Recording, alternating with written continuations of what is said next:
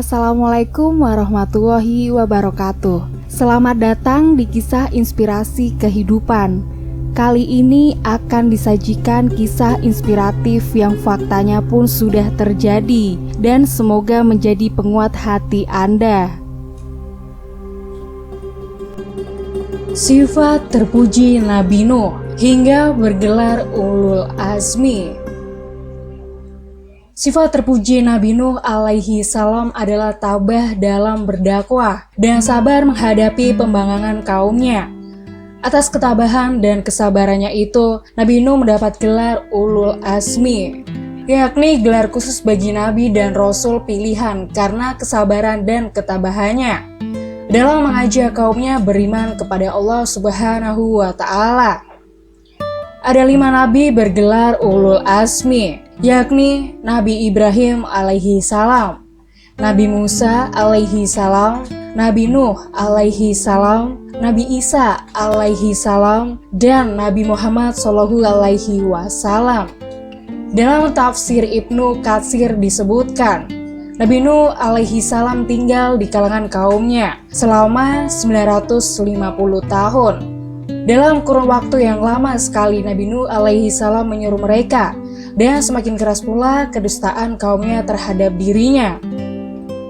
Manakala dia menyeru mereka ke jalan Allah, makin bertambahlah keingkaran kaumnya.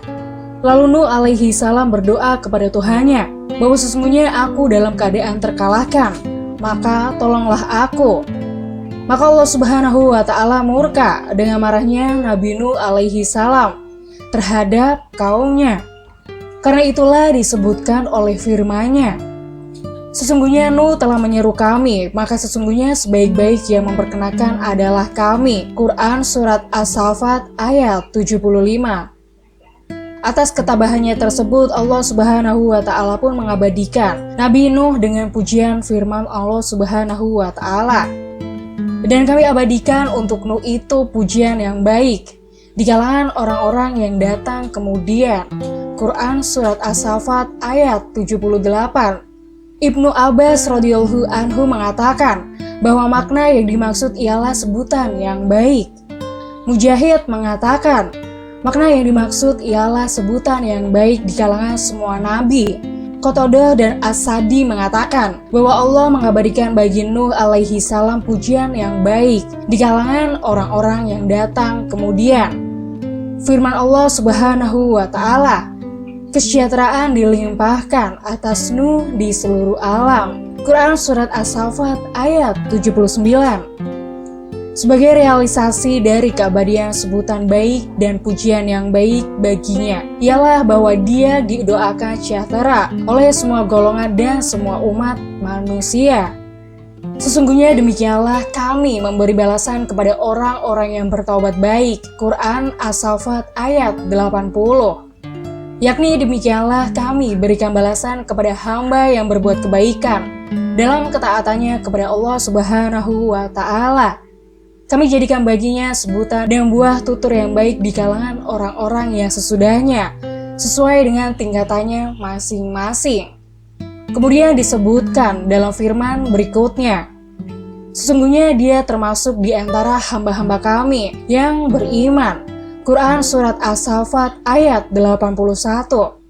Maksudnya membenarkan, menegaskan, dan meyakini kebenaran.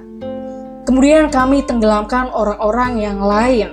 Quran Surat As-Saffat ayat 82.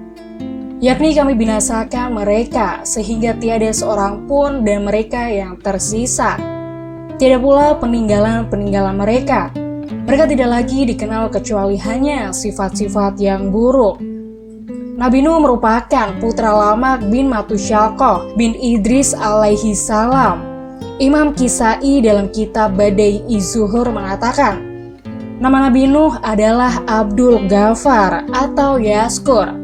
Dan sebab terjadinya dinamakan Nuh yaitu diceritakan bahwa ia melihat anjing mempunyai 4 mata. Lalu Nuh berkata, anjing ini sangat jelek, menjijikan. Setelah ingat kata-kata tadi, Abdul Ghafar terus menangis. Dia menangisi kesalahan dan dosanya. Karena seringnya dia menangis, maka dinamakanlah dia Nuh atau menangis.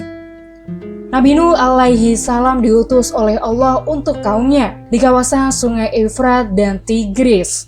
Di wilayah itu ada raja zalim bernama Darmashil. Dia adalah manusia yang pertama kali memeras arak dan meminumnya. Juga orang yang pertama kali bermain judi. Juga orang pertama kali yang membuat baju dengan dihiasi emas. Dia dan kaumnya adalah penyembah 5 berhala, yaitu Wat, Siwa, Yakus, Yauk, dan Nasr. Berhala-hala itu sudah disebutkan dalam Al-Quran. Konon berhala-hala ini dikelilingi 1.700 berhala. Pada berhala itu dibuatkan rumah yang terbuat dari marmer yang berwarna-warni. Di setiap satu rumah panjangnya 1.000 ziro, begitu juga lebarnya. Berhala-hala itu ada kursi-kursi yang terbuat dari emas, yang di dalamnya terdapat bermacam-macam perhiasan yang megah, serta ada pelayan yang melayaninya pada siang malam. Dan juga mempunyai hari raya yang diperingati setiap tahunnya. Pada hari raya itu Nuh keluar dan mereka pada menyalakan api di sekitar berhala-hala itu, mempersembahkan kurban, lalu mereka semua bersujud memuliakan berhala-hala tadi. Mereka semua membawa alat-alat musik, menabuh gong, dan menari-nari berpesta ria sambil meminum arak dan berpesta seks.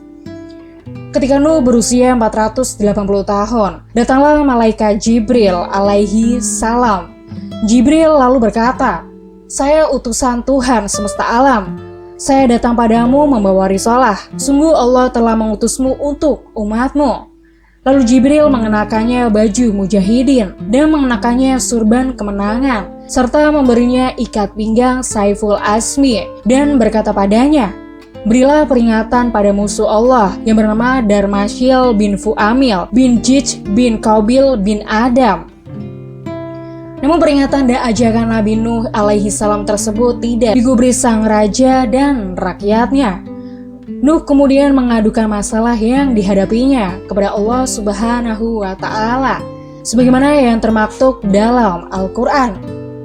Nuh berkata, "Ya Tuhanku, sesungguhnya aku telah menyeru kaumku malam dan siang, maka seruanku itu hanyalah menambah mereka lari dari kebenaran." Quran Surat Nuh ayat 5-6.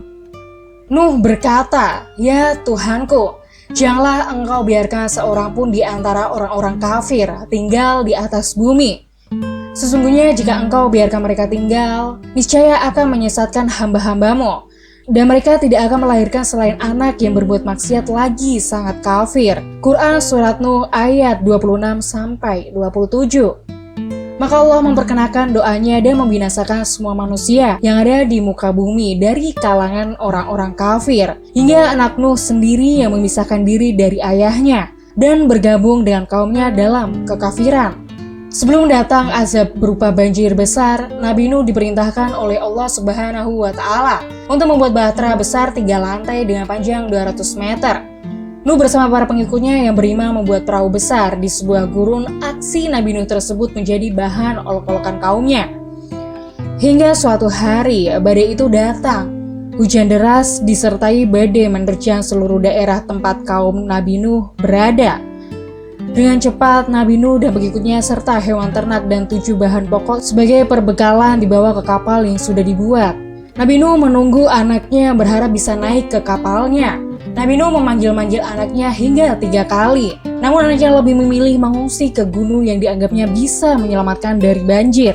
Anaknya itu pun mengatakan seperti yang diceritakan oleh Allah Subhanahu wa Ta'ala melalui firman-Nya, "Aku akan mencari perlindungan ke gunung yang dapat memeliharaku dari air bah."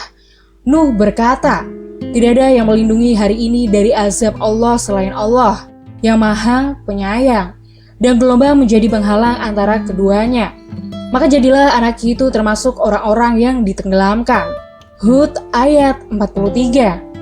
Mengenai lama masa banjir di bumi ini, ulama berbeda pendapat. Sebagian ulama berpendapat banjir itu menggenang di atas bumi selama 6 bulan. Sebagian ulama lagi berpendapat bahwa banjir itu menggenangi bumi selama 150 hari. Setelah hampir 6 bulan, perahu Nabi Nuh berlabuh tepat pada hari Asyura, yaitu tanggal 10 dari bulan Muharram. Kemudian berpuasalah Nabi Nuh di hari itu sebagai ungkapan syukur kepada Allah. Nabi Nuh juga memerintahkan semua penumpang untuk ikut menunaikan puasa sebagai tanda syukur atas kenikmatan yang telah diberikan oleh Allah Subhanahu wa Ta'ala. Para hewan semua juga ikut melakukan puasa. Kisahnya pun berakhir sampai di sini. Semoga menginspirasi dan sampai jumpa di kisah-kisah inspiratif lainnya. Wassalamualaikum warahmatullahi wabarakatuh.